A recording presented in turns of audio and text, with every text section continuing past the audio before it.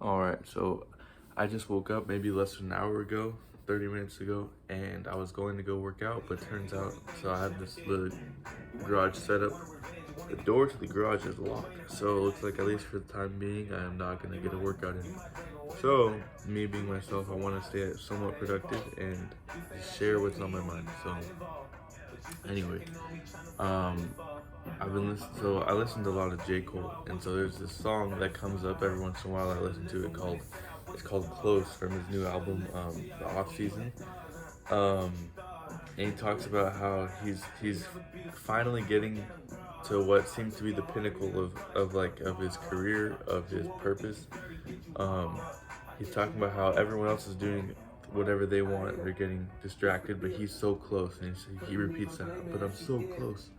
And anyway, just I have this attention to detail, I guess, or attention for detail. I don't know if it's like so unique, but I really dig deep into lots of different things in life, and I peel the layers back to try and learn what's the lesson, the underlying principle that can teach me how to be a better person. So I look at people like J. Cole, like LeBron James, and all these super successful, famous people. Um, and I don't see an instance in anyone's life, I don't see many exceptions, where someone is put into a position of fame, notoriety, or power or influence without having been extremely blessed and guided, I guess, by God. And it's just a really interesting principle, because while God does most of the work, he lets you do just enough to where you can also have a claim to to be deserving of being in the spot you're in. And so I look at J. Cole. So he's someone that came from uh, I guess a lower middle class upbringing. His mom was a drug addict. Stepfather and father both kind of like abused his mother, and so he grew up without a father really, and got into a lot of dangerous and hard things growing up, but then turned his talents into his obsession and turned into a craft. He became um, now he's regarded as the best rapper in I guess in relevance right now. I think it's insane because you listen to any of his songs, like going all the way back to the beginning, and he seemed to always know that he was going to be something special, that he was going to be a star, but not because of any. He didn't feel like a sense of self-importance. He knew he had a role and a purpose to fulfill. It seems like not like he's saying this exactly verbatim, but he's definitely hinting that God's given him a greater purpose and that his message is what people need to hear. I feel the same thing. I just don't know. And the crazy part is that you don't know, um, like a lot. There's a lot you don't know in the path and pursuit of greatness, of whatever it is. I don't see myself as anyone above or more important than anyone else. I see myself as one of God's humble, chosen, select, whatever. Like, not to say that He doesn't choose anyone else. I'm saying that sometimes it takes one person to get other people going, and in some sense, I feel like the almost like the servant, the humble bearer of the message. And after I share my message, I hope that other people will begin to power up, I guess, and fulfill their purpose and realize their identity. Not much else I can do besides just say what's on my mind. And so, the more I keep talking, the more I do this, the more I hope that something good will happen, and this will be able to impact people's lives on a large scale.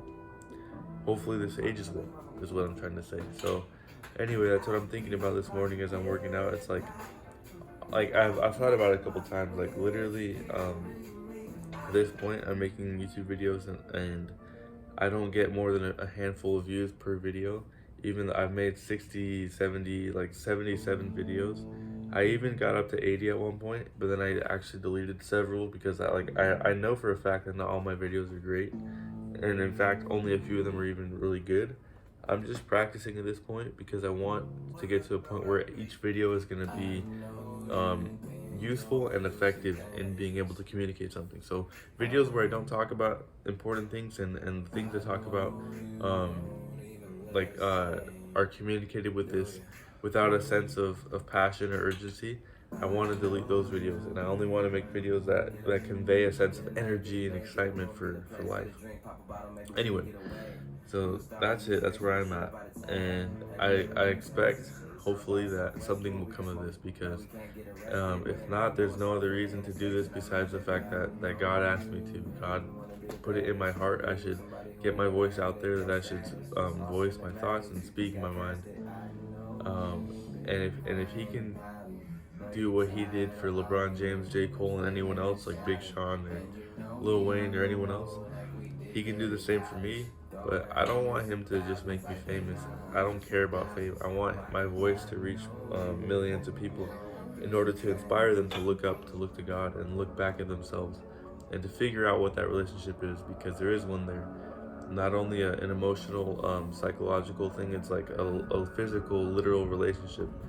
How does this work? How do I pray, and how does God hear me? How does God hear me talk back to me? How do I hear him? All this, all the mechanics of that. So anyway, I'm gonna use this video, and so as you can obviously tell, I did in fact get into the garage eventually, and I did get a workout in.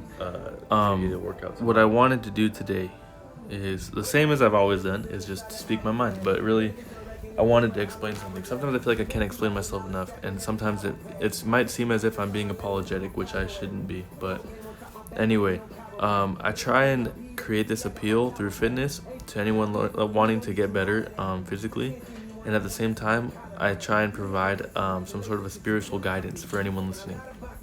And so sometimes I'm just gonna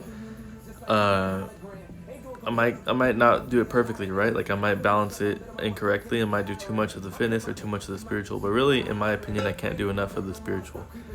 The thing is that I think where a lot of people get questions, I have answers. And the only explanation for that is that most people, when they find that they have questions, they don't look for the answer. They just they're just kind of worried about the question. Me, on the other hand, I understand that the nature of existence is having questions, and the best form of therapy is answering those. And so I do have a lot of answers for things that most people wonder about. I think I have answers for, and that's why I was inspired to make this. So let me cut to the chase. Today I wanted to talk about something that's been on my heart a little bit recently, is the whole thing about the LGBTQ community. I know it's a question on everyone's mind.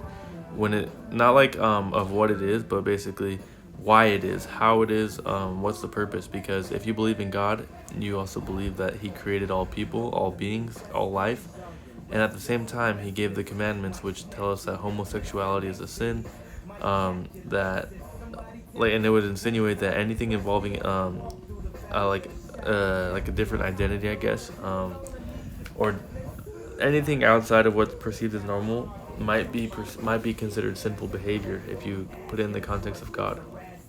And so people that are outside of the religious community, they will look in and realize that there's some sort of an inequality there, or some sort of a discrepancy, a disconnect, and so they're not so attracted towards spirituality when it comes to religion, because they see that, and the people that are inside, they look and they see the problem but don't exactly know what to do about it, and so they don't choose to address it. And so here I am addressing it. This is my belief, plain and simple. I can explain in another video why I believe this, but I believe that God created all homosexual people, transgender people, and anyone with any sort of different set of I don't know what to call it. Well, people are just different, and I think the reason being is that God wanted to prove to us that he can love anyone and anything. And the only way to actually prove that is to have the widest variety of people possible on the earth. And so to prove that he can love anybody, he created people as homosexual, he created people as transgender, created people as whatever you want to call them, or whatever you can imagine. God created them that way. That's not to say that every single homosexual and every single transgender person was assigned that way, like by God.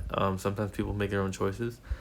But basically, I think God has provided a way for all of us to live in harmony. But in order to do that, he needed to use some harsh examples, I guess, something that was drastically different than what we perceive as normal. Because in order to really live in an excellent way, you have to be able to overcome some obstacles. And the biggest obstacle, I think, is the fact that we have a hard time seeing each other as different but also the same. We're able to quickly identify the differences, and we don't know how to resolve them. But one thing I know for sure is that God himself takes accountability for all the things that we perceive as wrong in the world. Even though he didn't make them that way, sometimes when things go wrong, he takes accountability just because of the fact that he created everything. And if it wasn't for him and it wasn't for the world that he created, technically there wouldn't be evil in the world, because the world wouldn't exist. And so he's willing to take accountability for any bad things that happen, even though it's not technically his fault. And all he cares about is that we can live in harmony and live and have peaceful and happy lives. So I'll speak more on this issue definitely, but I just wanted to spark some thoughts, and whoever's listening, I wanted you to think about this, that God intentionally put people on the earth that were different than us, and we're all different from each other technically, so that way we can understand the depth and the volume of his love. Like, it's infinite and it's applicable to everyone. So that's it for today. Squat every day, day 13 I think, and tomorrow's day 14. So thanks for watching. Have a great day. Get off your butt, go to the gym.